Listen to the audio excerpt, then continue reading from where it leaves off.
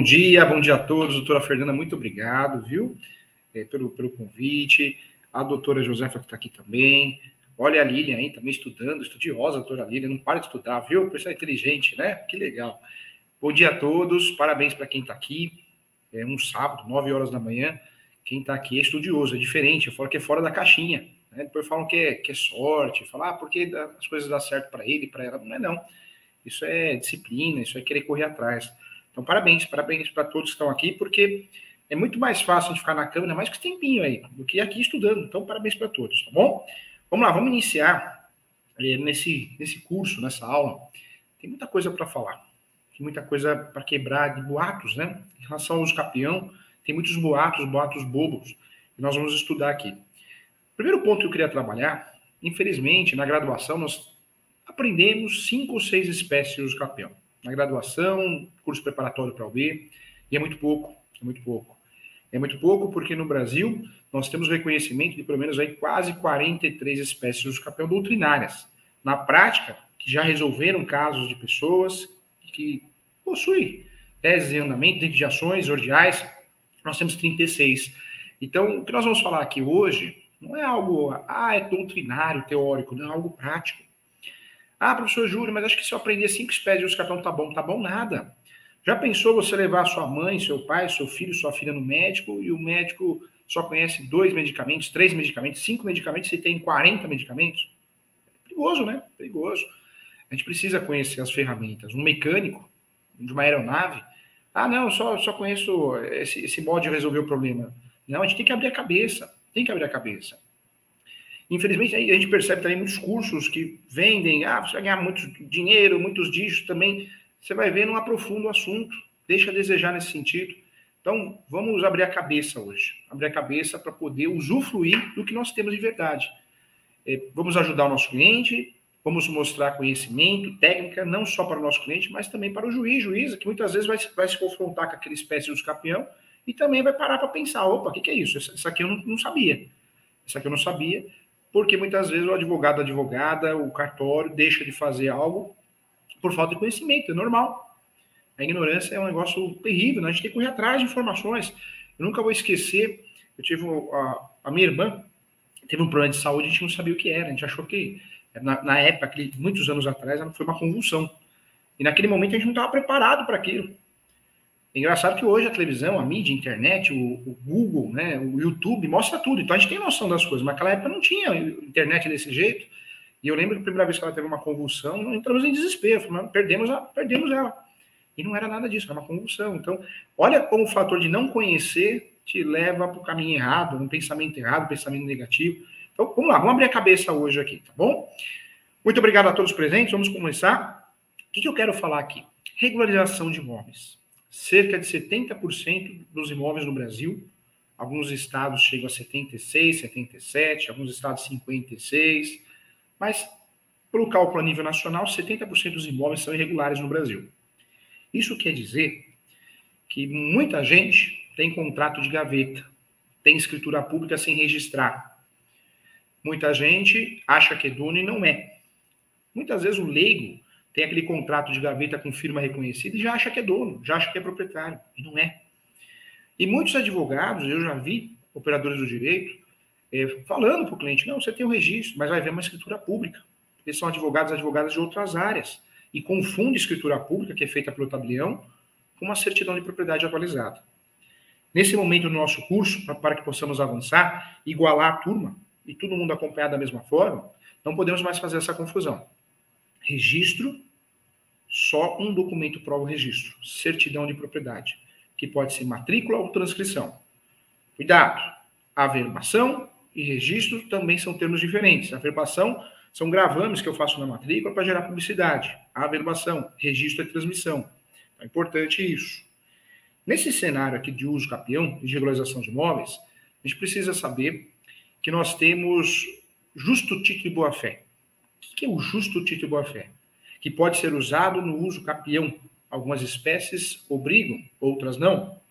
O justo título de boa-fé, muitas vezes o sujeito ele não tem o registro, mas ele tem um contrato de gaveta, ele tem uma escritura pública não registrada, ele tem uma carta de rematação, uma carta de indicação, um formal de partilha. qualquer documento escrito de boa-fé pode ser chamado de justo título de boa-fé. Esse justo título, a gente precisa tomar cuidado. A jurisprudência, os juízes, muitos juízes, juízas, vêm sim nas suas sentenças falando, esclarecendo que aquele documento não serve como justo título porque não tem os requisitos mínimos. Então, merece sim uma atenção especial.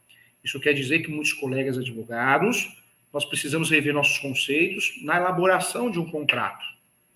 Quando eu faço um contrato mal feito, muitas vezes eu, advogado, cobrei por isso, se eu não faço com os mínimos de requisito para que tenha eficácia, eu acabei prejudicando o meu cliente. Imagine você, advogado, advogada, operadores do direito, imagine você foi pago para fazer um contrato, e amanhã depois, numa sentença judicial, um juiz, uma juíza, acaba julgando que seu contrato não tem eficácia como justo título, não serve como justo título. É um contrato mal feito. Olha que situação. O que nós vamos responder para o nosso cliente? Então, cuidado. Quando a gente pensar em contrato, vamos pensar no quê? Os contratos em espécies, contratos previstos no Código Civil e os contratos propriamente de direito imobiliário. O professor Júlio que vos fala aqui, eu escrevo muito sobre direito civil e direito imobiliário. Mas é engraçado, a hora que eu vou parar para escrever sobre direito imobiliário, eu tenho que fazer uma desconectar do direito civil. Porque o direito civil ele é muito abstrato, muitas vezes. E o direito imobiliário é mais dinâmico. O direito imobiliário, nós nos damos melhor com o direito registral, com o direito notarial, porque é muito mais rápido, mais dinâmico. Então, nós temos alguns contratos que são chamados contratos propriamente de direito imobiliário, que todos eles servem como justo título. Contratos em espécies nós achamos no Código Civil. Contratos propriamente de direito imobiliário são os contratos que nós temos no direito imobiliário. O direito imobiliário é um segmento do direito civil, só que possui conceitos e princípios próprios.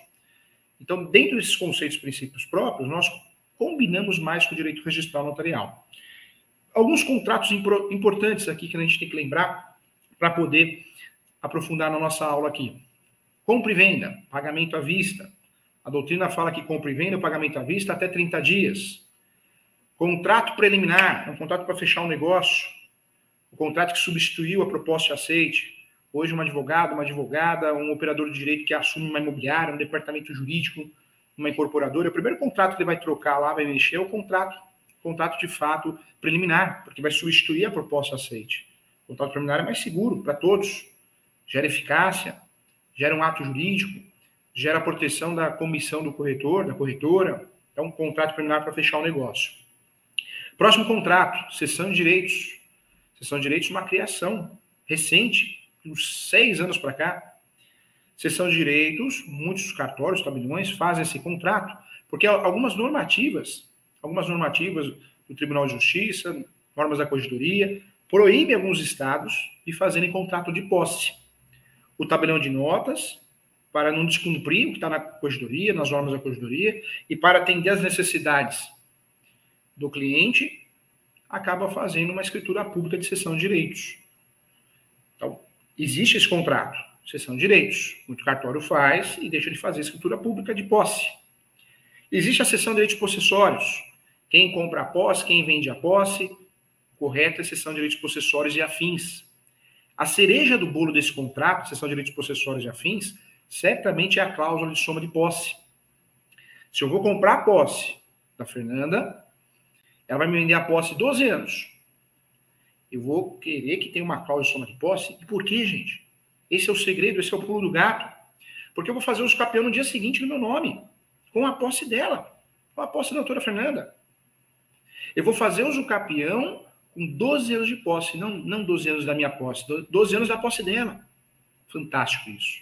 E tem muita gente que ganha muito dinheiro com isso.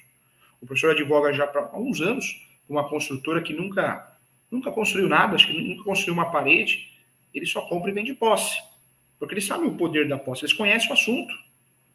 Quando eu compro uma posse com um contrato correto, com a cláusula de soma de posse, pronto.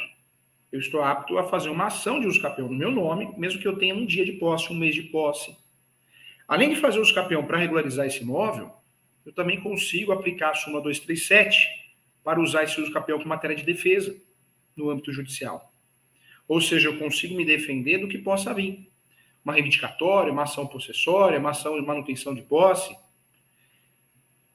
A maior segurança para quem compra a posse, hoje, um imóvel irregular, é distribuir uma ação de uso capião.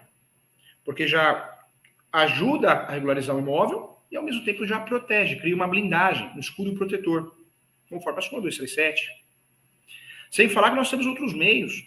Talvez com o uso capião você consiga pedir uma averbação premonitória, o judiciário, se aceitar, vai ser averbada na matrícula, essa averbação premonitória, que existe uma ação de uso capião em andamento. Feito isso, talvez você consiga desmotivar um investidor a arrematar esse imóvel no leilão. Olha que saída. Que saída inteligente para alguém que seja seu cliente, que muitas vezes está perdendo imóvel, está indo a leilão, objeto de leilão, asta pública em virtude de ação de extinção de condomínio, briga de herdeiros. Pode ser uma saída. O investidor que vai comprar um imóvel no leilão, que vai arrematar, a hora que ele vê a matrícula do imóvel e vê lá a averbação de uso capião em andamento, talvez ele entenda, e vai entender provavelmente, que é uma fria. Olha como nós podemos usar o uso capião muitas vezes para tomar iniciativas indiretas também. Não podemos pensar no uso capião só com uma ação que regulariza a posse. O uso capião é uma ação que eu consigo trabalhar a matéria de defesa em diversos aspectos. Eu consigo, através do uso capião, trabalhar também muito bem a unificação de área, transformar duas matrículas numa só, ou separar uma matrícula em 3, 4, 5 ou mais. Então, ela serve para individualizar áreas também. O Instituto do Direito de Laje, mais ainda. Eu consigo separar até a parte de cima, a parte de baixo, a parte do fundo, desde que tenha uma entrada individualizada. Olha quanta informação boa.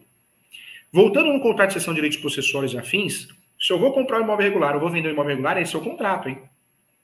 Tem cartório, tem alunos na pós, Calil, que faz contrato de posse, escritura pública de posse. Tem cartório já que não faz. Cada cartório tem o seu entendimento. Aquele que não faz escritura pública de posse, cessão de direitos possessórios, normalmente ele faz cessão de direitos, porque não quer mencionar a palavra posse. É uma saída para o cartório, é uma saída para o operador do direito, para o detentor do direito. Cessão de direitos possessórios e afins, quando tem a cláusula de posse, é um contrato maravilhoso, porque eu consigo usufruir muito bem no uso capião. Outro boato que nós temos, para fazer uso capião, professor Júlio, eu preciso ter 15 anos de posse, 10 anos de posse, 5 anos de posse. Não é verdade, hein? Com a soma da posse, que pode ser originária ou derivada, eu posso fazer uso capião com um dia de posse. Já dei um exemplo aqui. Eu posso fazer uso capião com um dia de posse, desde que eu tenha comprado a posse de alguém. Eu comprei a posse da doutora Fernanda, eu comprei a posse da Lília, pronto. Eu posso fazer uso capião no meu nome, soma de posse. Qual soma de posse eu estou usufruindo? A derivada. Derivada é a compra e venda de posse. Originária é a posse do meu pai e da minha mãe, do meu avô e da minha avó também. Tem uma normativa nesse sentido. Professor, eu posso fazer uso capião, então, com a posse dos meus pais? Pode. Dos avós? Pode também. Tem um entendimento jurisprudencial muito forte nesse sentido. A soma da posse pode ser originária ou pode ser derivada. Originária ou derivada. Derivada, compra e venda. Detalhe importante. Eu quero trazer muitas informações para você que está aqui comigo no sábado. Você merece isso. A soma da posse pode ser usada com a posse, a cessão de posse, onerosa ou não onerosa, hein? Professor Júlio, um irmão quer doar para a irmã um imóvel. Aí você, como advogada, vai analisar o caso. Peraí, como que eu vou fazer essa doação? Doação de imóvel irregular? Não dá. A doação, nós sabemos que existe todo o formalismo, né? Escritura pública. E outra coisa, quem quer doar não tem um imóvel no seu nome. Ou seja, o imóvel está irregular. Não dá para fazer. Dá para fazer. Se quem tem a posse, só tem a posse, não tem registro, a saída é o quê? Fazer uma cessão de direitos e afins, cessão de direitos possessórios e afins, não onerosa. O irmão, a irmã, o cunhado, ele consegue fazer uso capião no nome dele e a regra é a mesma, usando a tese da soma da posse. Esse contrato, muitas vezes é esquecido, a cessão de direitos possessórios e afins. E quando é lembrado só de forma onerosa. Mas nós podemos fazer de forma não onerosa também. E não oneroso, equipare-se a uma doação, né? Entre nós. Não vamos mencionar a palavra doação, mas nós vamos ter problema de nulidade, artigo 108 do Código Civil. Mas equipare-se. Como que eu vou doar um imóvel irregular? Doação não dá. Tem que ser cessão de direitos possessórios e afins, não onerosa. Olha como nós temos instrumentos, ferramentas importantes. Quando nós falamos aqui de posse, não efetivamente eu preciso ter 10, 15 anos de posse para fazer uso capião, eu trago também um julgado muito importante do STJ, que traz a possibilidade de a gente fazer uso capião e complementar essa posse no decorrer do processo. É a chamada posse complementar. O que é essa posse complementar, professor Júlio? Ou suplementar? Nós temos uma decisão muito importante do Superior Tribunal de Justiça que permitiu, a partir de 2018, que o prazo para uso capião pode ser completado no decorrer do processo judicial. Fantástico, né? Fantástico. Ou seja, eu já tinha a soma de posse, originária ou derivada. E agora surge a possibilidade de usufruir do prazo para uso capião, que pode ser completado no decorrer do processo judicial. Ou seja, mais uma vez, o Superior Tribunal de Justiça traz uma informação que ajuda a sociedade brasileira, ajuda o advogado, o cartório, porque eu consigo fazer uso capião sem ter a posse fática concluída. Isso é muito utilizado na seara judicial. Nos cartórios ainda existem algumas discussões, alguns entendimentos que não, mas tem cartório que já pensa que sim. Mas olha que interessante. Eu usufruí do prazo para uso capião que pode ser completado no decorrer do processo. Isso é muito bom. A terceira turma julgou e trouxe um avanço, economia processual e celeridade processual. O julgado foi com base no quê? Que se o sujeito perder o uso capião, o que ele vai fazer amanhã? Ele vai distribuir outra ação do uso capião. Então, vai perder tempo. Então, vamos aproveitar esse lapso temporal que durou o uso capião, que está durando, para somar. E aí já resolve o problema, porque não vai bater de novo na porta do Poder Judiciário. Esse julgado é o RESP 1361-226. 1361-226. É o RESP, recurso especial, que foi julgado. Sensacional, né? Muito legal, né? Então, nós temos aqui a soma da posse e a posse complementar. Institutos que vão encurtar esse lapso temporal. E, queira ou não queira, só de saber isso, gente, a gente já consegue fazer muito uso capião que talvez, sem essa informação, a gente teria dispensado o cliente. Ah, não, você não tem 5 anos de posse, não dá para fazer. Eu tenho que analisar. Será que dá para incluir a soma de posse do pai, da mãe, derivada? Será que dá para incluir a posse suplementar? Nós tivemos uma decisão no escritório aqui há pouco tempo. O cliente nos procurou e tinha 4 anos de posse. Nós fizemos a ação de uso capião especial. Ele precisava de mais um ano. A ação durou um ano e meio. Ele ganhou a ação de uso capião. Posse complementar. E ele já tinha passado por 2 escritórios de advocacia e os escritórios tinham dispensado ele. Não, você tem que ter 5 anos. Viu? Ah, mas eu vi na internet que tem a posse suplementar. Não, você viu errado. Ele falou que falaram isso para ele. Você viu errado. Então, cuidado, hein?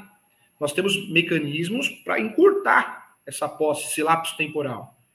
E o advogado, operador de direito, que conhece isso, é muito legal, muito importante. Até para quem trabalha no cartório, às vezes você atende uma pessoa e a pessoa fala, mas eu queria fazer uso capião. Olha, não dá no cartório. Mas se você fizer judicial, você pode usar até a tese de soma de posse. É uma saída, né? É uma saída porque a pessoa vai embora, mas não vai desmotivada, triste, chateada. Ela sabe que é o meio judicial, não dá para resolver no cartório. Mas ela, pelo menos ela sai com uma saída, uma luz no fim do túnel. Então, cuidado, hein? Importante falar sobre isso. Outro ponto que eu quero tratar também, a soma de posse no Brasil, eu preciso tomar um cuidado. O enunciado 494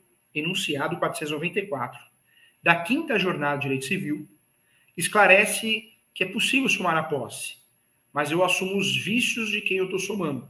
Enunciado 494. O que quer dizer isso, professor Júlio? Somar a posse é maravilhoso. Só que precisa tomar cuidado. Um erro muito comum por parte de muitos operadores do direito, hein? Eu até lembrei da posse complementar, eu até lembrei da soma da posse, fui clínico nesse sentido, mas eu esqueci do principal. Eu só falo da posse, do autor da ação, da autora, do requerente, mas eu esqueço de falar de quem eu estou somando a posse. Esse enunciado deixa bem claro isso. O enunciado 494 da 5ª Jornada de Direito Civil deixa muito claro isso. Quando eu somo a posse, se de quem eu estou somando a posse, eu vou assumir esses vícios. Isso é um entendimento correto também, né, gente? Porque tem muito advogado que até lembra da soma da posse, mas não junta um documento provando a posse de quem está somando. Se eu uso a tese da soma da posse, eu sou obrigado a provar a posse de quem eu estou somando. Ah, professor, mas é impossível. Se é impossível, eu já não consigo usar a tese da soma da posse. Existe um entendimento doutrinário jurisprudencial que não necessariamente eu teria que ter um contrato de cessão de direitos possessórios com uma cláusula de soma de posse. Eu poderia pedir a soma da posse e trabalhar isso por fora. Ou seja, eu correria atrás de pessoas para assinar declarações dizendo que aquela pessoa tinha a posse, aquela pessoa que me vendeu. Isso quando eu esqueço dessa cláusula de soma de posse. Dá muito mais trabalho, o risco é muito grande. O ideal é que a gente tenha um contrato de cessão de direitos possessórios com uma cláusula de soma de posse. A partir do momento que eu uso a tese de soma de posse, eu preciso provar a posse de quem eu estou somando, com conta de água, luz, declarações. E além disso, se a pessoa estiver mentindo ou tiver algum vício, pronto, vai sobrar para mim. Que vício, professor Júlio? Vamos lá. Então, eu estou usando a tese da soma da posse.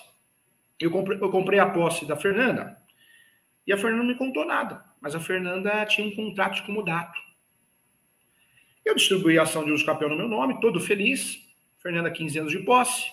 Falei, essa ação não vou perder. Soma de posse, está no Código Civil, está no enunciado, eu vou ganhar.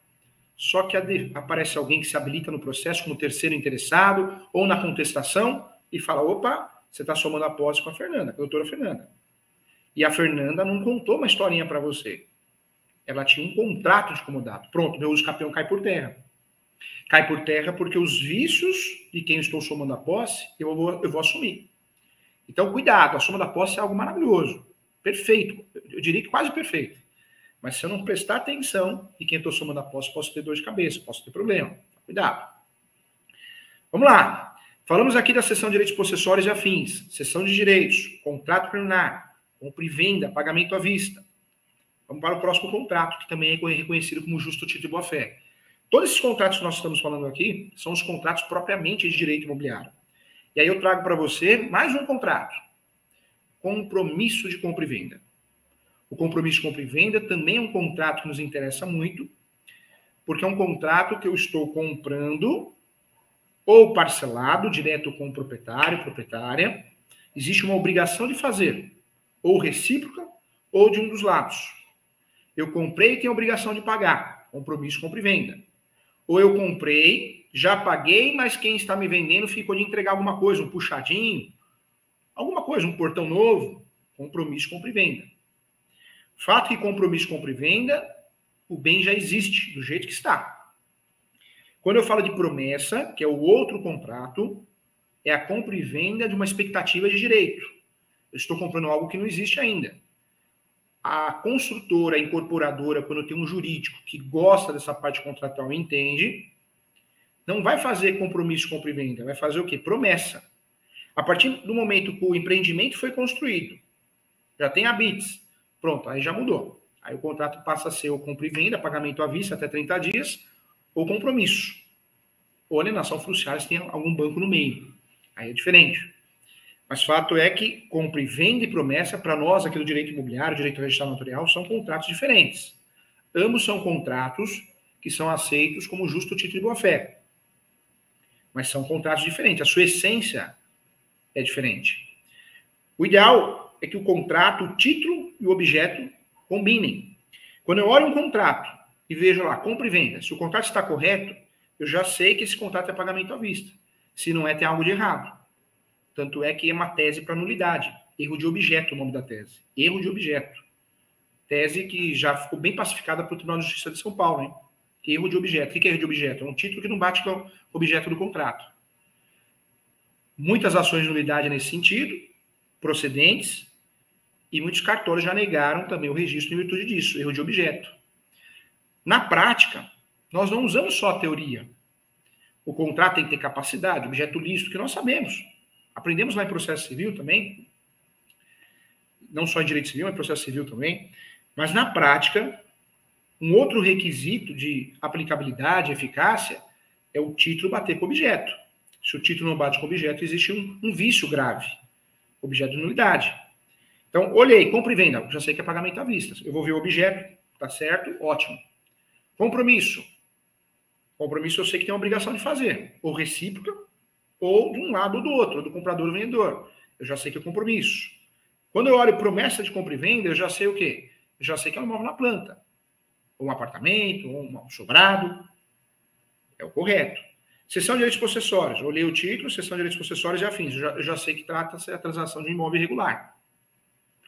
E olha como é importante essa informação, porque quando o advogado, o operador do direito, orienta o seu cliente a fazer um contrato, ele pode induzir o seu cliente até erro, até crime.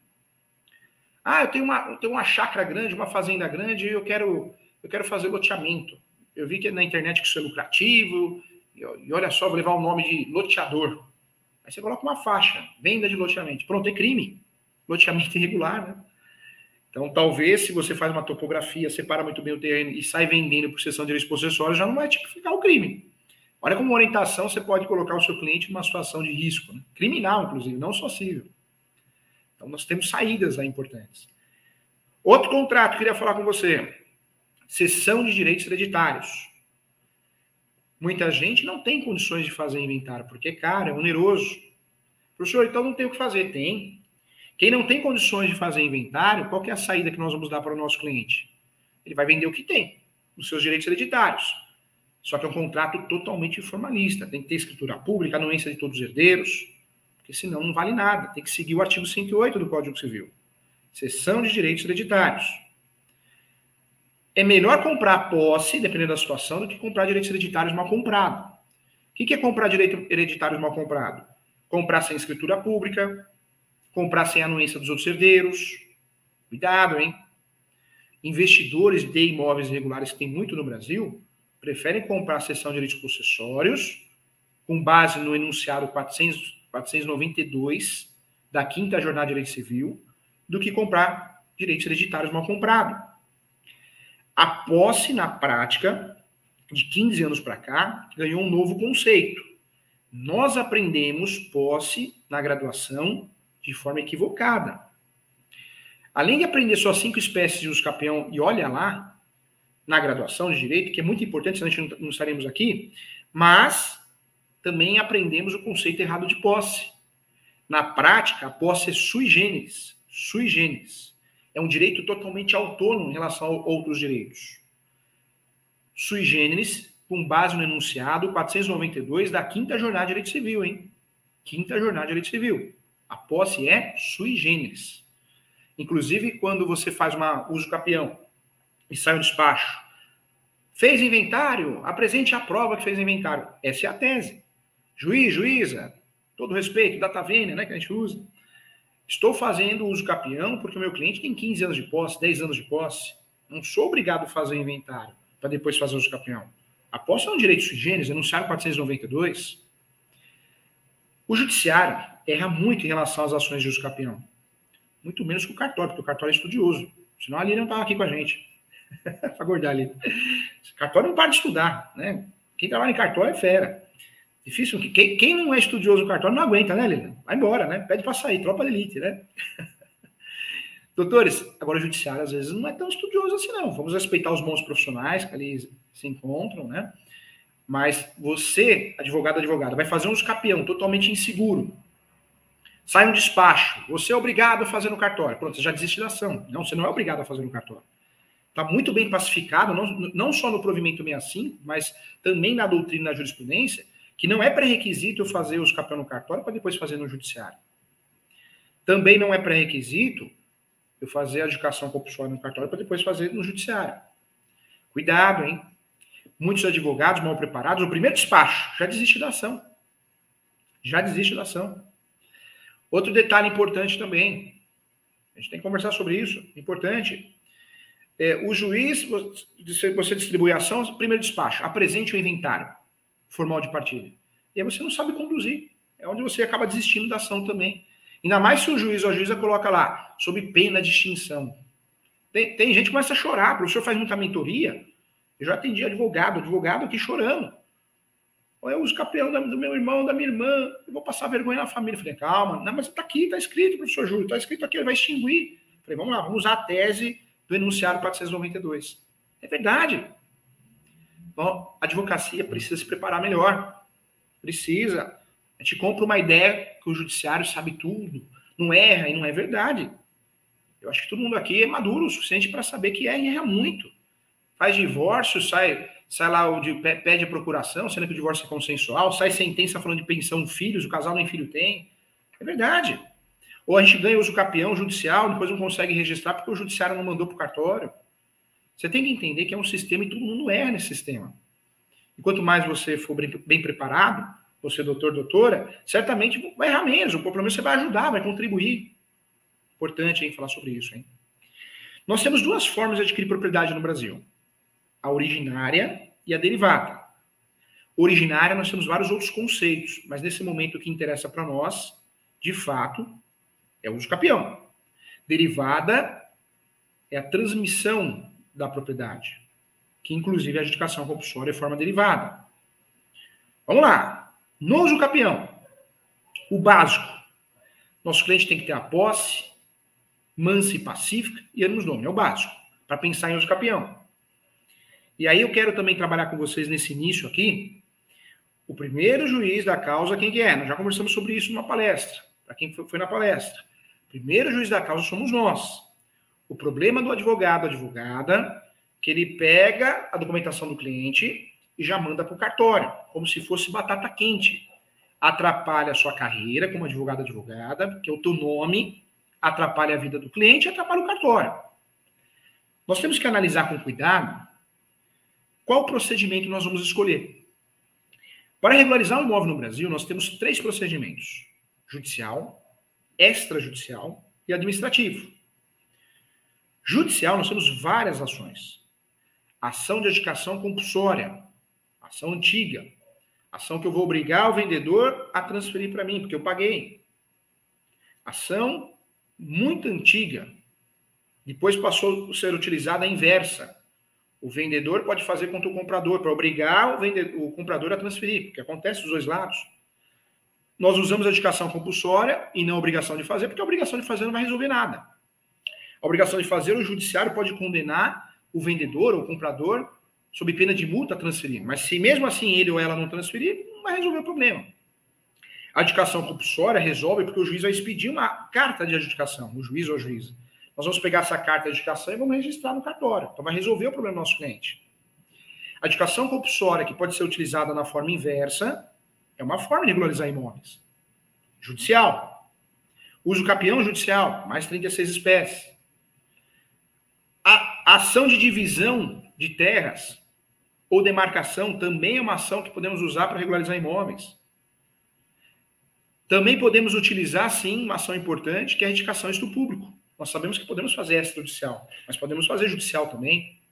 Olha quantas ações nós temos para regularizar imóveis. Quando nós vamos assumir um caso para regularizar imóveis, nós temos que analisar se é caso de uso capião. Se é caso de extrajudicial, se é caso de administrativa, a regularização. Quando nós erramos a escolha, por falta de conhecimento, vamos prejudicar o cliente. Na maioria das vezes é uso capião. Porque se o nosso cliente tem 15 anos de posse, 20 anos de posse, 10 anos de posse, nós não vamos brincar com ações de risco. A adjudicação compulsória se torna uma ação de risco. Se você nunca fez uma adjudicação compulsória, saiba que muita gente que fez ou faz não consegue regularizar, não consegue registrar. Eu quero dizer para você que está assistindo a aula aqui, que você ganha a ação de adjudicação compulsória, na hora de registrar no cartório você não consegue registrar a carta de adjudicação. E aí qual que vai ser a saída? Você fazer uso capião. Mas será que o seu cliente vai entender isso? Como que você vai abordar isso com o cliente? Como que você vai falar isso para ele? Ó, meu cliente, ó, tudo bem? Tem uma notícia boa ou uma ruim? A boa é que nós ganhamos a ação de adjudicação compulsória. Ah, parabéns, doutor, parabéns, doutora. E a ruim? A ruim é que eu não consegui registrar. E o que significa isso? Significa que continua na mesma, seu imóvel é irregular. E agora? Agora tem que fazer uso capião. Ah, tá, você não vai cobrar nada. Aí começa aquela briga. Não, eu vou, porque é uma nova ação. Não, eu não aceito pagar. E começa aquela briga. Então, você escolher a opção correta é muito importante. A adjudicação compulsória, você vai usufruir dela quando é uma situação que tem um contrato bem feito. Não precisa existir a averbação, porque a gente já sabe que tem até súmula sobre o assunto, que independente da averbação, do registro, né? A súmula fala em registro. Mas você precisa analisar o contexto. Principalmente o cartório, conversar com alguém para poder te ajudar, talvez, mas com propriedade, não pentelhar a linha lá sem propriedade, né? Querer uma consultoria jurídica, né? Gente, com muito carinho, vamos estudar mais esse tema. Tem muita gente fazendo bobagem. Hoje em dia está na moda agora a regularização de imóveis. Até que surgiram vários cursos, né? Curso que você vai ver, a pessoa nunca regularizou um imóvel na vida, mas está lá vendendo curso. Coloca lá no cartão, especialista em regulação de imóveis, especialista em direito imobiliário, mas nunca fez uma ação de escapião, judicial, extrajudicial. A gente precisa ter responsabilidade com o que a gente faz, com o que a gente fala. Doutores, cuidado, analise se é caso judicial. Se for judicial, analise qual ação você vai usar, qual instrumento você vai usar. Nem sempre é o escapião, talvez seja realmente outra alternativa. Estamos falando de um caso que talvez a matrícula tem sobreposição de matrícula, uma matrícula em cima da outra. Não é uso capião. Talvez uma retificação de área resolva.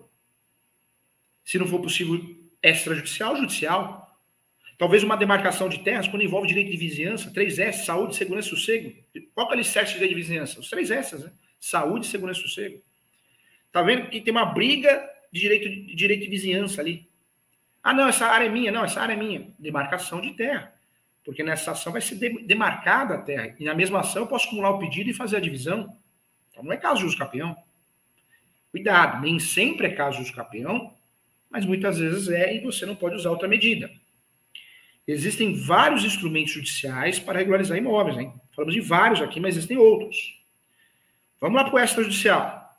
No extrajudicial, temos o divórcio com partilha de bens. Partilha de bens regulariza imóveis também, que foi um sucesso, é um sucesso.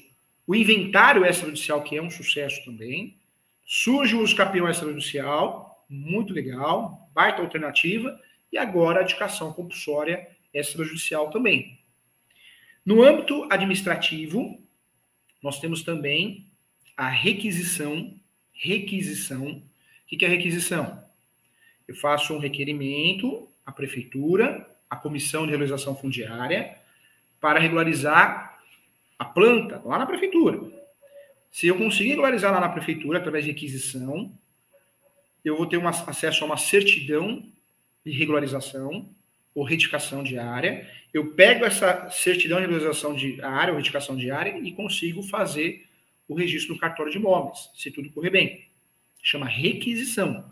É uma regularização administrativa. Mais uma regularização administrativa que eu quero que você saiba. REURB. REURB, essa você já ouviu. REURB. Como que eu faço a REURB? Faço um requerimento, seguindo todas as regras do artigo 319 do Código de Processo Civil. Vou endereçar a Comissão de Regularização Fundiária do município, da prefeitura.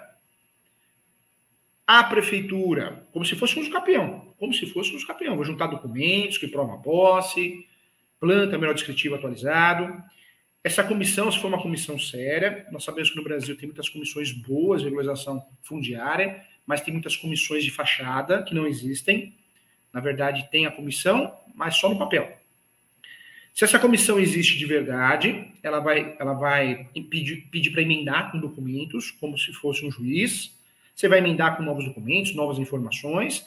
Se o pedido de REURB for deferido, vai ser expedida uma certidão de regularização fundiária. Certidão de regularização fundiária. Você pega essa certidão de regularização fundiária, faz um requerimento no cartório para fazer o registro. Cartório, tudo prenotação. Tem que fazer o requerimento. Se o cartório registrar a certidão de regularização fundiária, o efeito é originário. Como se fosse um uso capião, originário. Esse é o entendimento majoritário. Ou seja, o imóvel está regularizado através de um formato administrativo, REURB. Então tem requisição e tem REURB. A requisição é para consertar vícios. Normalmente os cartórios não aceitam. Existe falta de treinamento, existe falta de conversa, o sistema não é integrado. Agora a REURB já é mais conhecida. Tem dado certo. Tem cartório que depois também não registra porque entende que a prefeitura errou. Então, importante. Olha como nós temos 3 caminhos, no mínimo, para poder fazer regularização de imóveis. Judicial, extrajudicial e administrativo. Outra situação que eu quero falar com você. Regularização registral é uma coisa. Regularização administrativa é outra. Muitas vezes o cliente chega no cartório, quer fazer uso capião extrajudicial, chega lá no escritório de advocacia, você tem que explicar para ele, ó, você vai regularizar a matrícula. Você vai passar através da posse, você vai conseguir regularizar a matrícula, você vai se tornar proprietário. Mas na prefeitura depois você vai ter que correr atrás para regularizar lá. O sistema não é integrado. Então nós temos um problema onde muitas vezes em alguns municípios o imóvel está regularizado registralmente e irregular na prefeitura e vice-versa. O sistema não é integrado. Não é porque eu regularizei no cartório, está regularizado na prefeitura ou vice-versa. É possível estar regularizado na prefeitura e regular no cartório, ou vice-versa. Então, a gente precisa explicar isso para o cliente, porque o leigo, na cabeça dele, regularizou o imóvel, regularizou tudo. E não é. Porque senão depois ele vai achar que você deixou a desejar na prestação de serviço. E quanto mais claro a gente for, melhor, né? Para evitar dor de cabeça. Então, regularização registral é uma coisa, regularização administrativa é outra. Quando nós falamos aqui de regularização, eu já falei aqui de vários temas importantes, mas não dá para esquecer também o desmembramento, o desdobro, unificação de imóveis. O desdobro, gente, é a divisão física de um lote urbano, imóvel, dotado, né, de infraestrutura básica, em 2 ou mais lotes menores, respeitando sim a legislação municipal. E o desmembramento é a divisão física de uma gleba rural ou urbana, porção de terras que não possui a infraestrutura básica, em 2 ou mais glebas menores, que posteriormente se tornarão, sim, imóveis com matrículas autônomas. A unificação também, unificação de imóveis, ela pode ser classificada assim como a junção de 2 ou mais imóveis de matrícula distintas para se tornarem um único imóvel, que terá matrícula própria, desde que esses imóveis sejam contínuos e pertencentes aos mesmos proprietários. Então, também é importante para poder entender regularização de imóveis, entender desses termos, esses conceitos, para a gente não errar. O desdobro, normalmente, eu vou fazer de imóvel urbano via requerimento de averbação, assinado pelo proprietário, com firma reconhecida, planta do desdobro, assinada pelo proprietário, responsável técnico, com firma reconhecida, memorial descritivo dos lotes assinado pelo proprietário e o responsável técnico, com firma reconhecida também. Tem que ter a RT, a RRT, a TRT, assinada pelo proprietário e responsável técnico. Se o imóvel, gente, urbano, eu preciso do documento expedido pelo município, exemplo, certidão, do espelho do número do IPTU, também um documento solicitado. Declaração do valor venal ou do mercado de cada imóvel, se for, né, valor fiscal estiver com flagrante discordância, também com a realidade do mercado. Anuência do município em relação ao desdobro, também necessário. Então, esses são os documentos ali para a gente conseguir trabalhar com desdobro. Então, é importante, não vai passar nada hoje, hein? Vamos lá. Entendendo isso e essas diferenças, fica mais fácil de regularizar imóveis. Fica mais fácil de acertar o que eu vou fazer.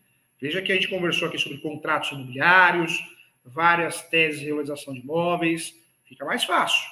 Fica mais fácil de eu dar um parecer correto. Agora vamos trabalhar juntos aqui com o uso capião. Professor Júlio, chega um cliente no escritório, chega um cliente no cartório. Como que eu vou saber se é caso de uso capião judicial ou extrajudicial? Claro que a gente pode checar outras coisas também. A prática, né, nos demonstra, a prática nos ensina muito. Mas o primeiro passo, na minha humilde opinião, nós temos que checar o quê? Os requisitos. Não dá para falar de uso capião sem checar posse, mas pacífica nos nomes. A posse, nós temos que lembrar aqui que ela pode ser direta, indireta ou alternada. Hein? O que é a posse alternada? Eu falo até nesse meu livro aqui da posse alternada. Aí o livro aqui, ó. Posse alternada quer dizer o quê? Tomar conta. Muitos advogados e advogadas continuam achando que para fazer uso capião tem que ter a posse direta, tem que morar lá, tem que ter comércio. E não é verdade. O Supremo já decidiu, já tem normativa sobre esse assunto, que para o uso capião a posse pode ser direta, então eu tenho comércio, eu moro, pode ser indireta, eu alugo, eu empresto, mesmo assim eu faço uso capião e ainda junto o contrato lá, porque eu não sou inquilino, eu sou locador. Se a pessoa paga aluguel para mim, eu me sinto proprietário, estou provando um animus domini. E também a posse alternada. Posse alternada, mais ou menos assim. Eu coloco um cadeado e apareço uma vez por mês para limpar, fazer manutenções. Não existe um lapso temporal certo, mas eu consigo demonstrar que eu tomo conta, que eu faço manutenções, benfeitorias, casa de veraneio, casa de praia, sítio, chácara, rancho. Eu compro um imóvel irregular, um sítio, uma chácara, um rancho, uma casa na praia, eu consigo fazer uso capião, mesmo namorando lá, porque eu tenho a posse alternada. É importante, hein? Então, para fazer uso capião, preciso ter posse. Pode ser direta, indireta ou alternada. Eu posso cumprir tabela do lápis temporal com soma de posse ou a posse complementar que você já tem aí julgado, hein? Depois eu vou o quê? Para a posse mansa pacífica. E aí também tem informação que eu quero falar com vocês aqui. Muita gente segue um boato que a posse ela deixa de ser mansa pacífica quando tem uma ação em andamento distribuída. Não é verdade.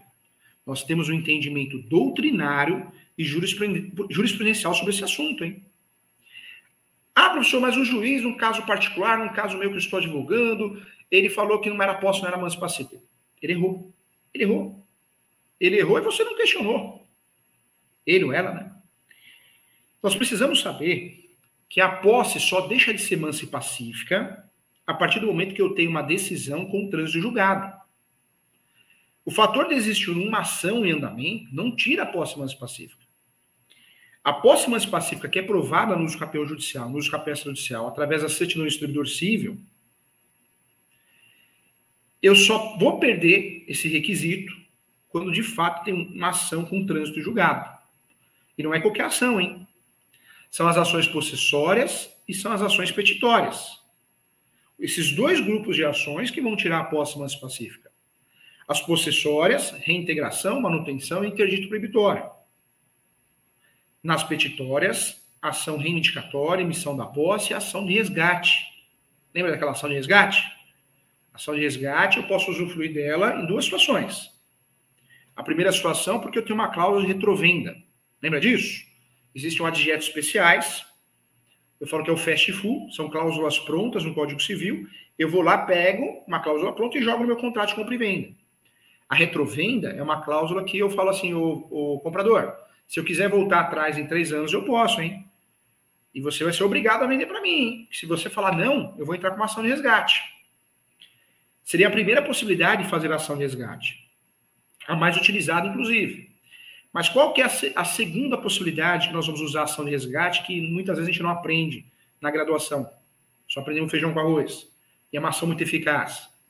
Vamos dizer que um cliente bate lá na porta do seu escritório e fala, olha, doutora Fernanda, eu vendi um imóvel, inclusive para um parente do amigo do parente, e ele não passou o condomínio pro nome dele, pro nome dela.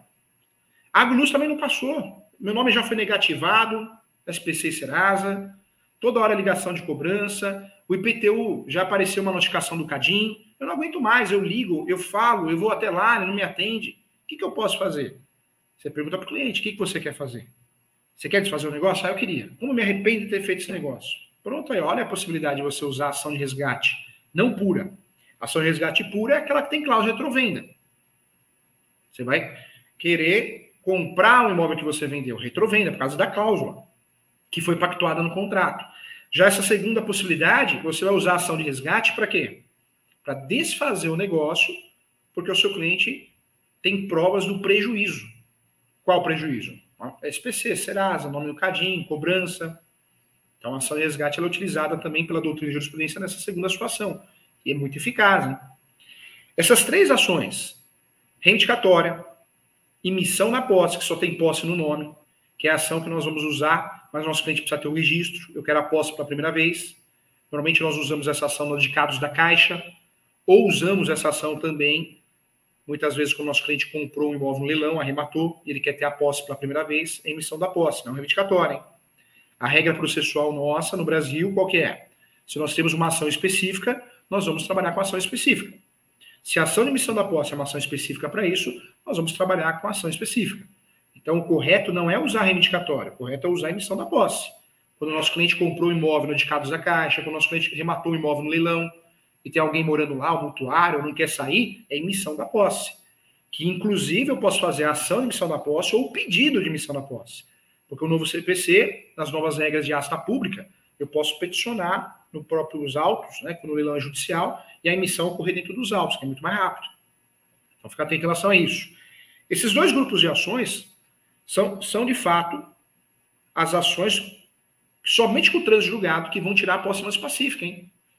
Outras ações não tiram a posse mais pacífica, hein? Nós tivemos um julgado do Supremo Tribunal de Justiça recente falando sobre a ação de arbitramento de aluguel. Muita gente acha, professor Júlio, arbitramento de aluguel tirou a posse mais pacífica.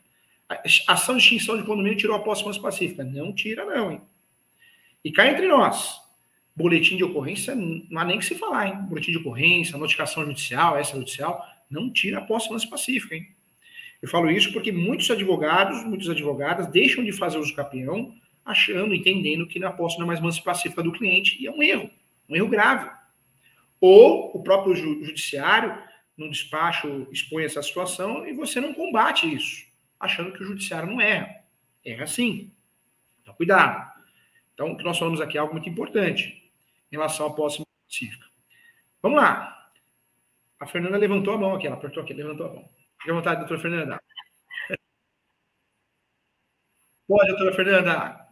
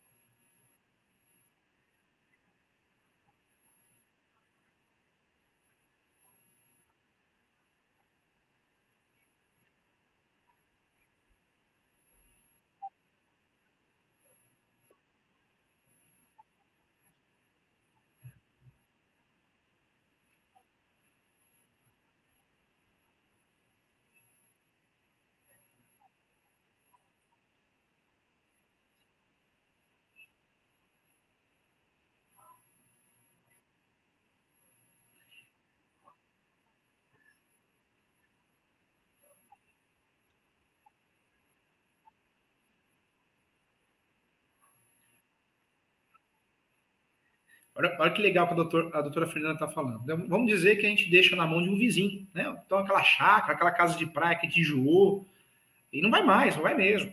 Eu tenho uma casa na praia que eu não vou faz 2 anos. Mas por quê? Porque a última vez que eu fui, saiu uma briga da família. Então, eu fiquei com trauma. A gente é ser humano, a gente pega trauma. Eu falei, não vou mais, tá louco, a casa só sai briga. Né? Eu nem tava lá. Mas eu fiquei só que sai briga. E a correria de vida, né?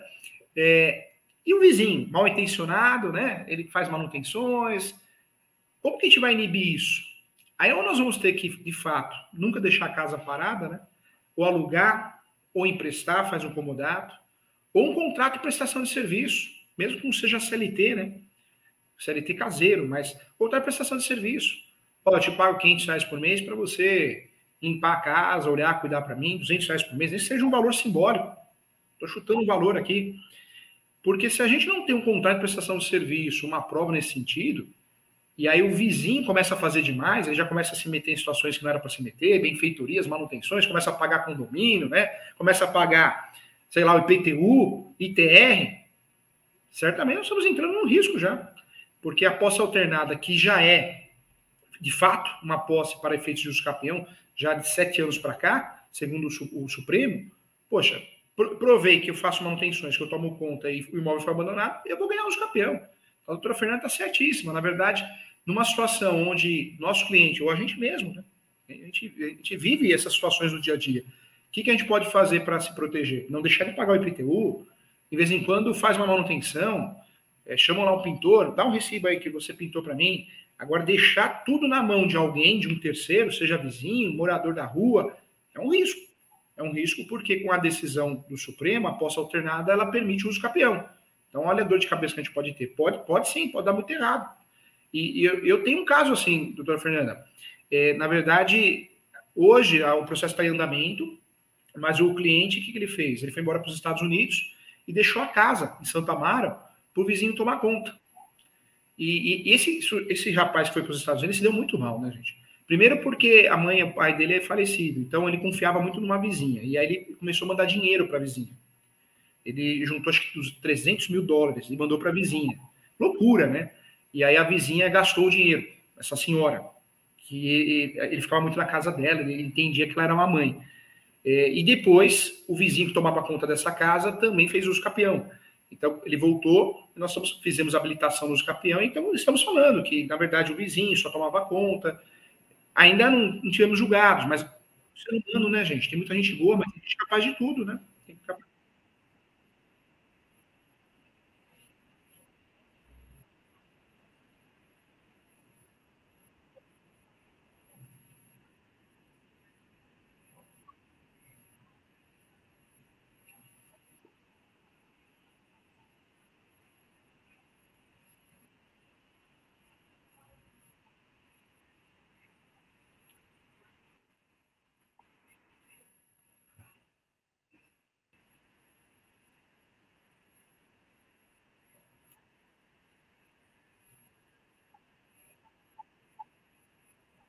Nossa.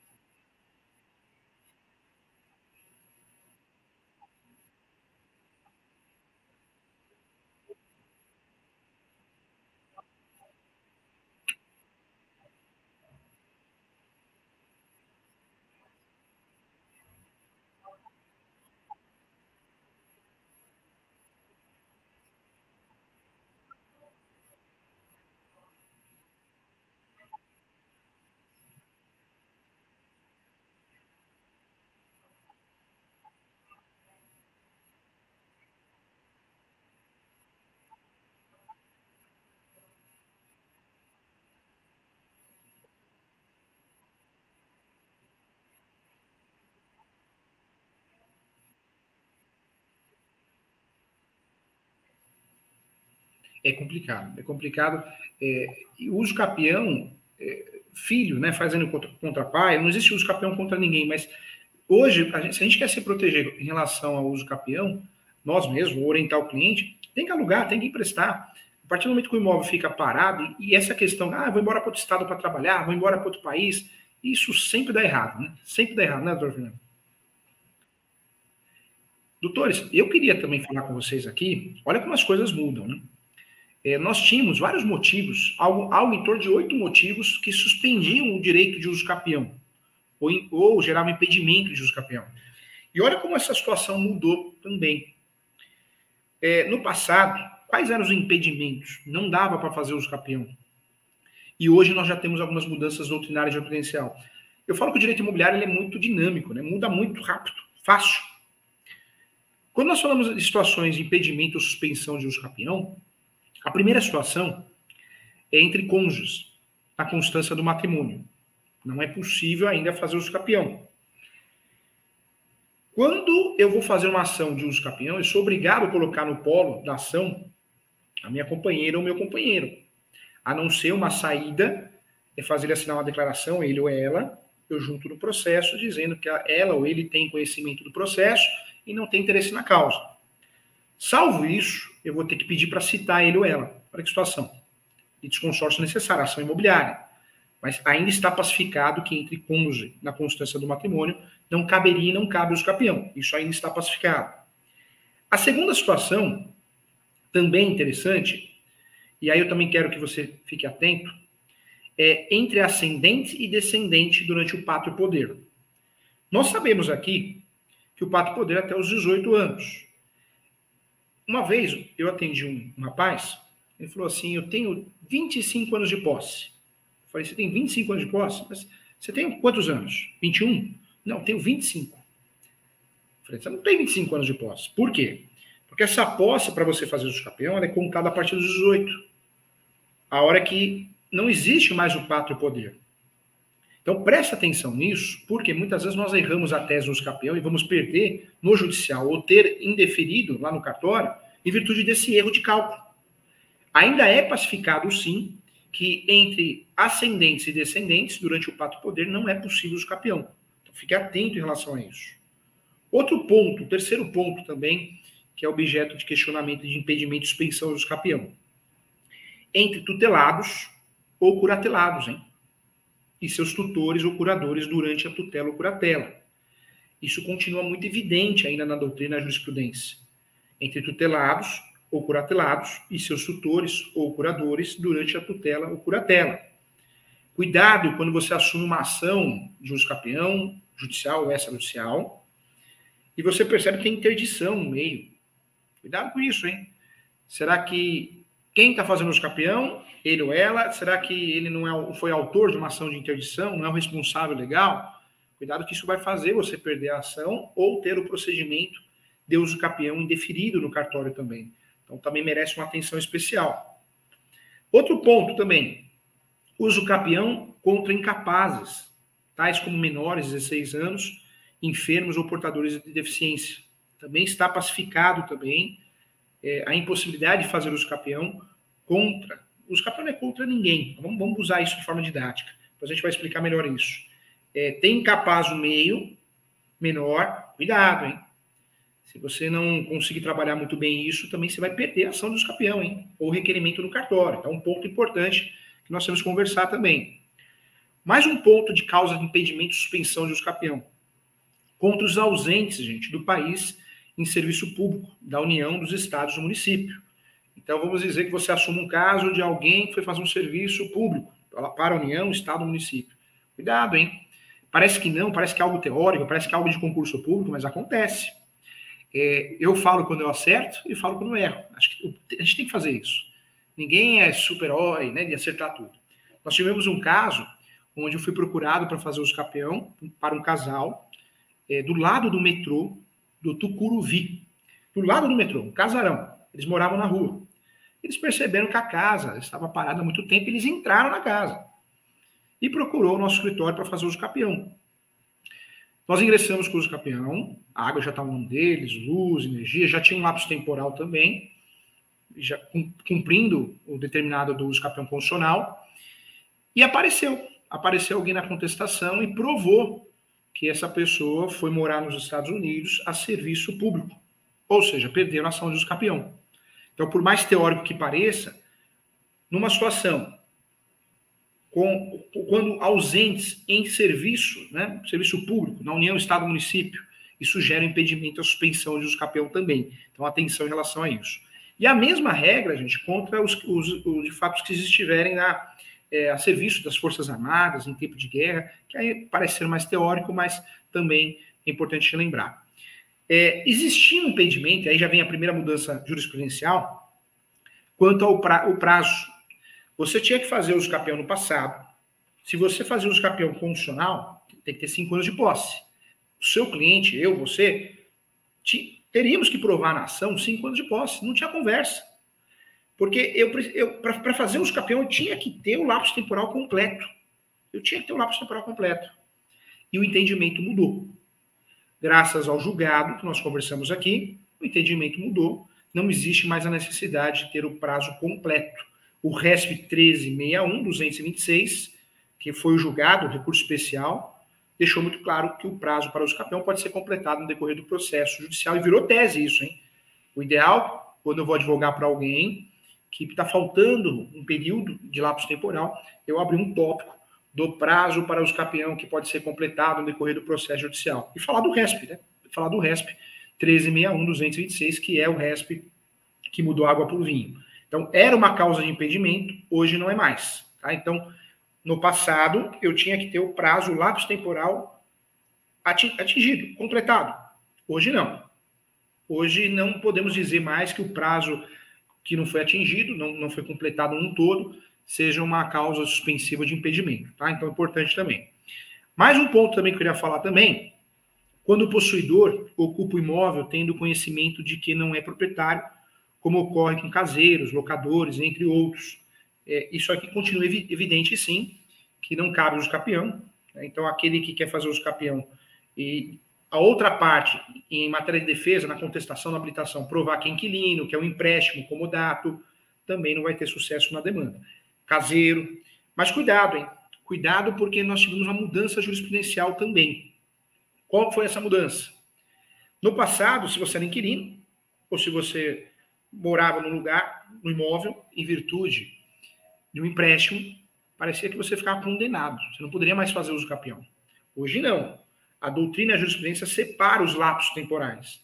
Então, eu pago aluguel durante 5 anos.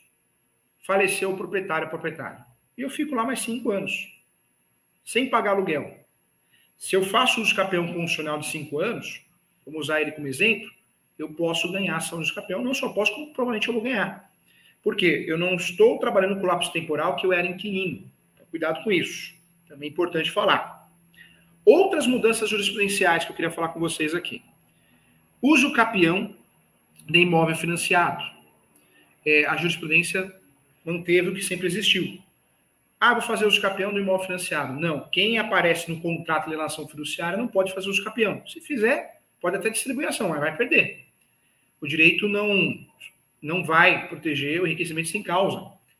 Vou fazer um financiamento imobiliário de 30 anos, eu fico 10, faço uso capião, não pago 20. Não tem lógica, né? Então, cuidado. Uso capião de imóveis financiados pela Caixa ou qualquer outro banco. Quem aparece no contrato, a parte, não pode fazer uso capião. Continua pacificado. Outro entendimento importante, imóveis públicos, só que esse nós tivemos mudança também. Professor Júlio, é possível fazer uso capião de imóvel público? Nós aprendemos na graduação que não. Aprendemos de forma totalmente neutra, omissa, né? Não pode. Na graduação, curso preparatório para OB, cuidado, não é bem assim. Não é bem assim. A doutrina e a jurisprudência, julgados recentes, provam que existe a possibilidade de você fazer uso capião de imóvel público, desde que você consiga provar alguns requisitos. Quando nós falamos da classificação do bem público, nós temos várias classificações de bem público, né? O uso comum de todos, uma praia, uma calçada, uma rua. Não é possível fazer uso capião. Não é possível fazer uso capião porque é de uso comum de todos. O imóvel público com destinação social, então uma escola, uma autarquia, não dá para fazer uso capião, você vai perder. Agora, um imóvel público sem destinação social, é possível, hein? Nós temos algumas decisões, já no estado de São Paulo, Rio Grande do Sul também, várias decisões, a possibilidade, sim, de fazer uso capião de imóvel público quando não tem a destinação social. Aí você vai falar, professor Júlio, de onde veio isso?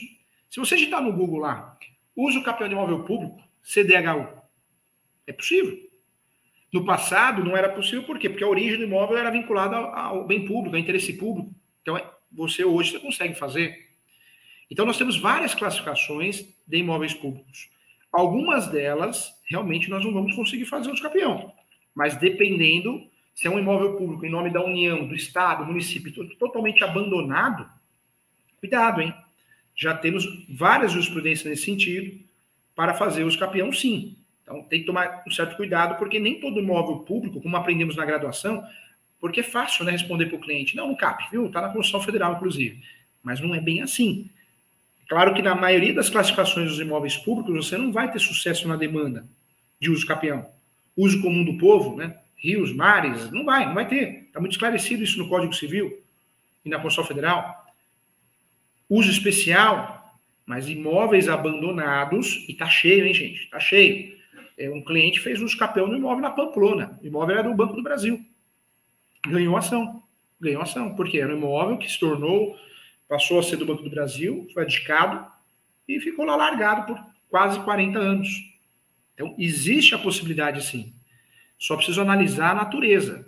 Nós temos uso especial, uso comum de todos, o imóvel público dominicais, que constitui o patrimônio das pessoas jurídicas, né, direito público, também não vou conseguir ter sucesso na demanda. Mas se eu provar que aquele imóvel público, ele de fato está abandonado, existe uma possibilidade, sim.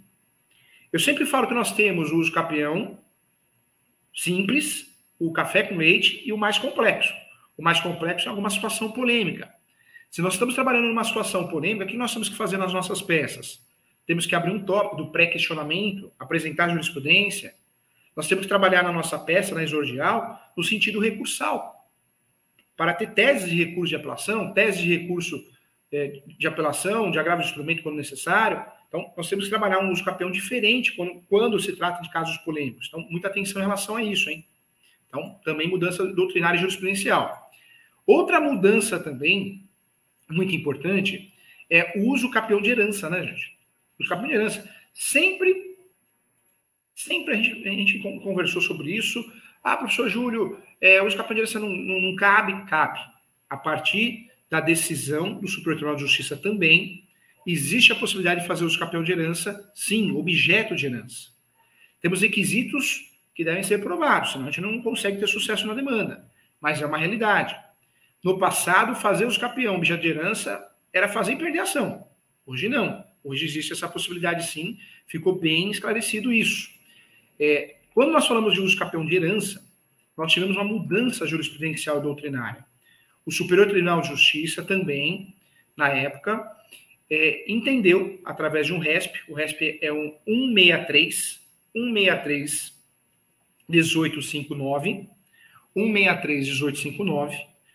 Nesse momento, essa decisão que ocorreu em 2018, o Superior Tribunal de Justiça decidiu que é possível uso capião de herança. O herdeiro pode fazer uso capião.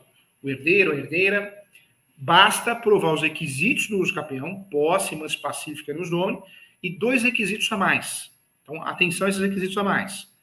Primeiro requisito a mais, que eu preciso provar no uso capião de herdeiro, objeto de herança, gestão exclusiva. Gestão exclusiva.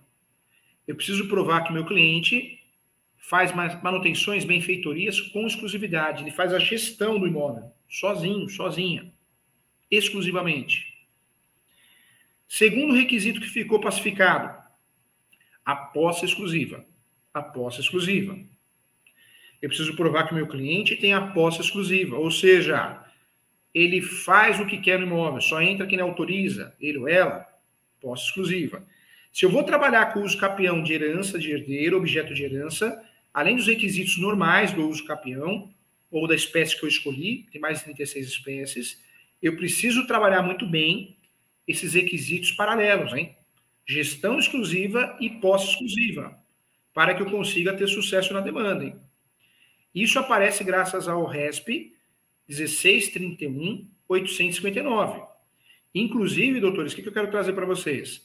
Nós temos uma situação que é uma tese, né? Que nós vamos usar contra, quando nós estamos advogando do outro lado. Nós estamos advogando para quem não quer que o uso capião seja procedente. Qual que é a tese que nós usamos? A mera tolerância. Não, o herdeiro está aí porque é minha irmã. É irmã do meu cliente, é irmão do meu cliente. Eu fiquei com dó, ele ficou aí morando aí, viu? É mera tolerância. A posse exclusiva e a gestão exclusiva quebra isso, hein? Quebra a mera tolerância, tá? Então, seria a contratese da mera tolerância. A Thaís levantou a mão aqui, hein? Pode falar, Thaís. Bom dia, e parabéns pelo quadro bonito, hein? Você tem um quadro bonito, é um castelo, né? Que legal, hein?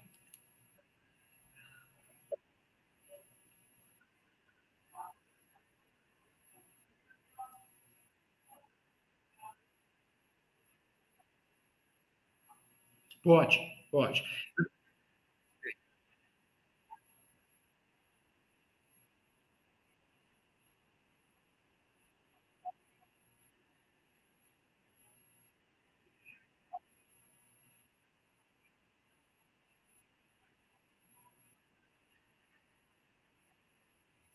Nós vamos aprofundar o assunto. O uso capião, nós temos essa mania de falar mesmo, né? Contra. Mas o uso capião é uma ação declaratória, né? Tanto é que quando eu vou fazer a ação de uso capião, o ideal é não colocar réu. Um dos maiores erros nossos, dos advogados, é colocar réu na ação de uso capião, em face, contra. A gente foge até uma regra processual civil. O uso capião é uma ação declaratória. Então, nós batemos na porta do Poder Judiciário, quando é feita uma ação, e se via requerimento, batemos na porta do cartório, que é a delegação do Tribunal de Justiça, para falar, cartório ou Poder Judiciário, eu tenho a posse, mas pacífica nos nomes, eu quero me tornar proprietário. Então, é uma ação que nós vamos pedir a citação, no caso judicial, dos últimos proprietários, dos seus herdeiros, dos confrontantes, dos confinantes, mas não tem réu. Infelizmente, outra questão que eu queria falar para todos aqui, para a gente relembrar, o site do TJ, ele é falho, né, gente? Em muitos estados. Então, quando você vai distribuir uma ação do escapião, você é obrigado a incluir um réu de mentirinha. Você tem que pegar lá quem está na matrícula e colocar lá, mentirinha. Porque o sistema do TJ está errado, ele é falho. E tem outras falhas também no objeto de reclamação. Mas o ideal, e dizem que vão consertar isso, a primeira vara de públicos já falou que fez um requerimento para isso, o setor de sistema, não incluir réu nenhum, não tem réu de escapião. Então, nós temos uma situação que não tem réu de escapião, então não é contra ninguém. O uso capião de herdeiro O que a gente tem que fazer para ter sucesso na demanda? Deixar muito claro que a posse é exclusiva e a gestão é exclusiva. Porque quando a gente consegue provar isso, a gente consegue tirar fora aquela tese da mera tolerância. Eu consigo fugir que o imóvel não foi emprestado, foi abandonado. É justamente isso que faz eu ter sucesso na demanda.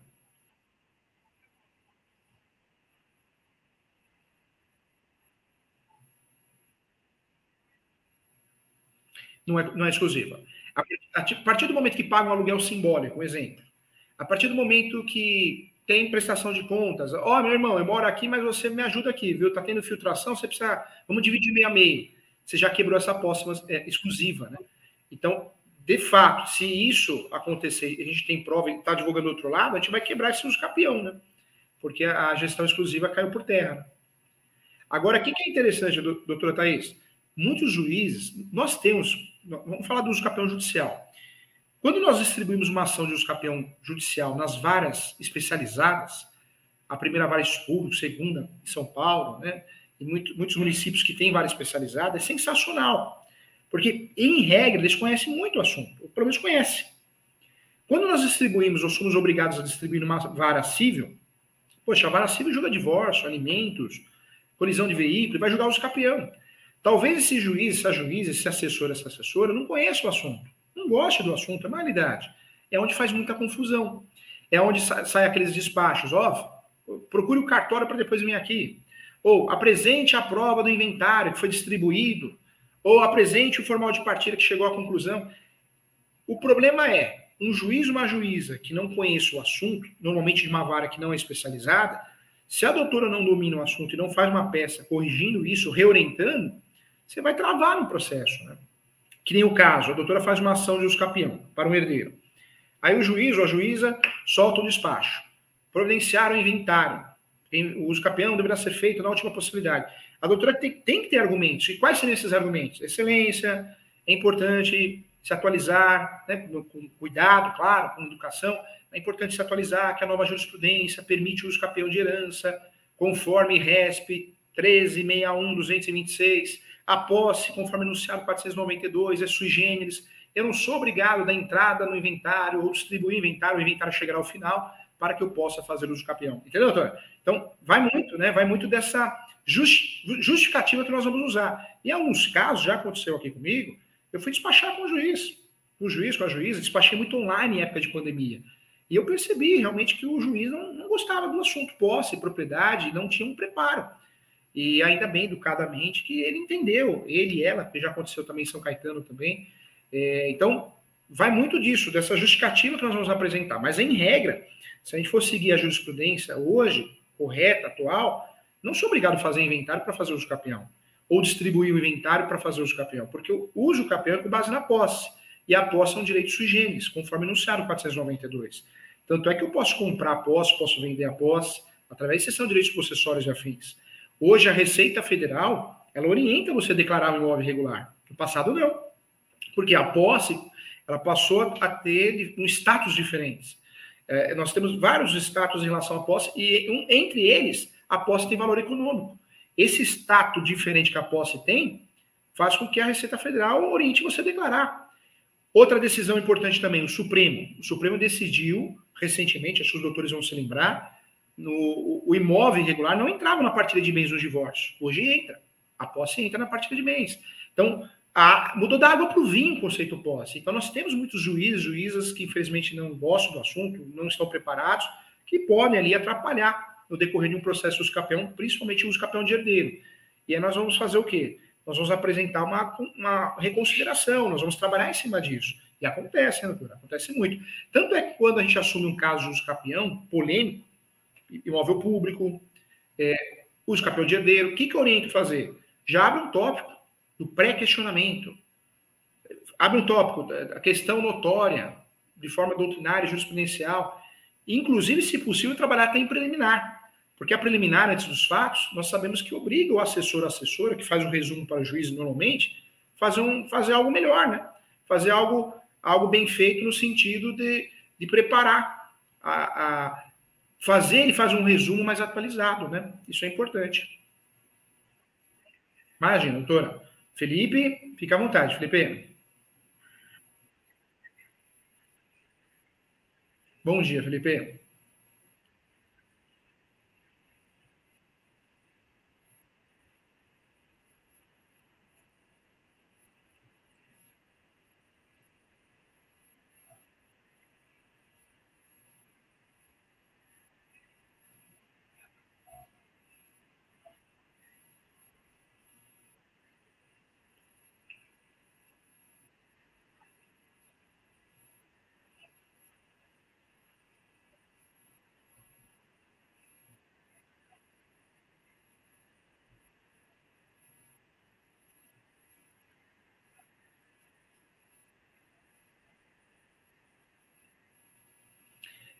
Esses casos de uso capião que nós vamos fazer, sempre de temas polêmicos, não tem jeito, é uma peça que vai dar mais trabalho, né, gente? É uma peça que nós vamos ter que abrir um tópico do pré-questionamento para efeitos de recursos superiores, nós vamos ter que explicar melhor, talvez distribua a inicial, depois faça uma peça a título de esclarecimento, que pode fazer isso, né? Distribui a ação do capião, depois distribui uma outra peça, com base no princípio da cooperação, a título de esclarecimento para explicar melhor. Talvez isso ajude a gente não ter dor de cabeça. E vamos ser sinceros. É,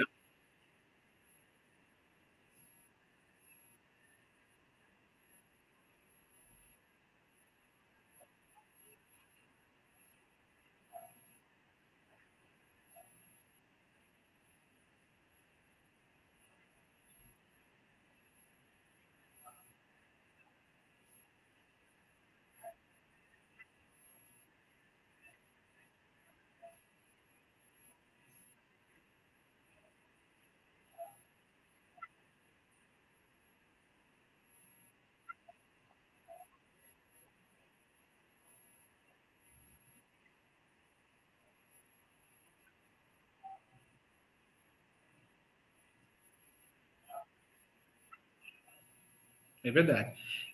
Situações que a gente perceba que estamos em risco, tem que fazer como dado, faz uma alocação simbólica, vale R$ 1.000 aluguel, faz 500, mas tem que fazer isso. Senão você, hoje, eu percebo que o Superior Tribunal de Justiça ele abriu a porteira, né?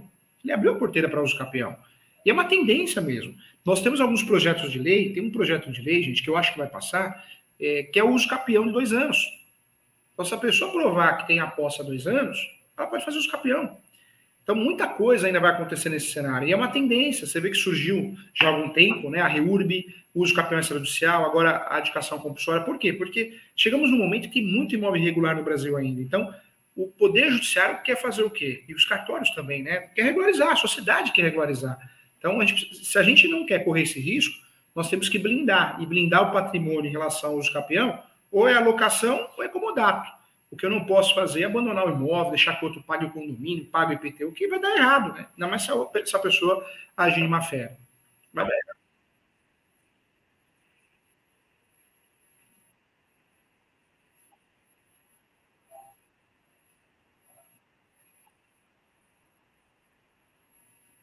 É verdade.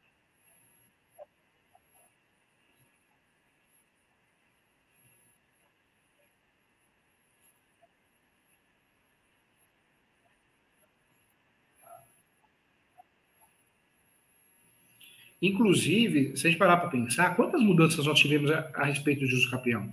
O próprio direito de laje foi uma inovação. Né? A gente nunca poderia imaginar que eu conseguiria regularizar o puxadinho em cima, embaixo, no fundo. Hoje é possível. Tem até um uso capião específico que surgiu, o uso capião de direito de laje, nós vamos conversar hoje sobre ele. Então, tem muita coisa nova, muitos conceitos novos, e a verdade é essa: houve uma facilitação. Mas isso também aparece na Constituição Federal, né? Nós temos o princípio da função social da propriedade. Então, a propriedade tem que ser usada. A partir do momento que eu tenho uma Constituição que tem um princípio que classifica, né, o imóvel tem que ser usado, o imóvel não pode ficar acima, né, a propriedade acima do direito de moradia, nós temos uma facilitação muito grande. Então, tem que blindar. Hoje, quem não quer perder imóvel para uso capião, a gente precisa ajudar no sentido de orientar bem para poder fazer com que essa pessoa se blinde, né? E blindar, ou é alugar ou emprestar, mas tem contrato, né? Tem que ter contrato. É uma realidade. Agora, aqui também o Rodolfo. Rodolfo, fica à vontade, Rodolfo. Estamos.